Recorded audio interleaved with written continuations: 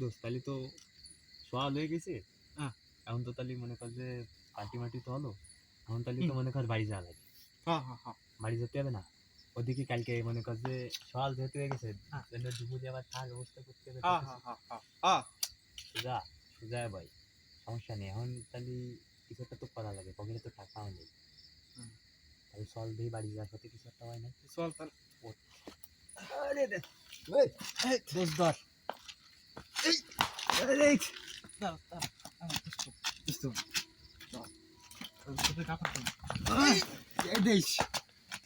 আরে সাবু কোন দিকে আসলাম? কোন দিক আমরা?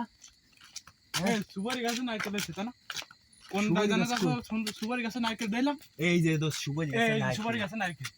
এই যে কালকে এই খাওয়ার ফাঁদি? ব্যবস্থা হয়ে গেছে। তাহলে তো এই যে এই নারকেল কটা কেমন দুপুরে দেখ খাতে সেই হবে। লম্বা লম্বা সেই বড় বড় লম্বা লম্বা নারকেল সেই। আছে। তাহলে তো কালকে ব্যবস্থা করতে হবে। হয় দুপুরে খাতে হবে। দুপুরি সকাল খাওয়া হয়ে তো গেছে, নেই, এনে বাড়ি যেতে হবে। এনে বাড়ি যেতে হবে। তাহলে এই দোস্ত চল বাড়ি করো চল। তাহলে কালকে রে দেখবান ঠিক কালকে আছে? এটা দেখবানি। তাহলে যদি আরে দেখ রাস্তার মাঝখানে বেরিয়ে যাবে। ও রে স্কুটি নিয়ে যাবো। গাড়ি কর। ওঠে না কেন দোস্ত? ওঠে না কেন?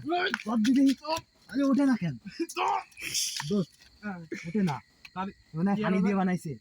হ্যাঁ? পানি দিয়ে বানাইছে মনে হয়। আরে না, আরে কি দিয়ে বানাইছে? আমার তো মনে হচ্ছে খালি শুন।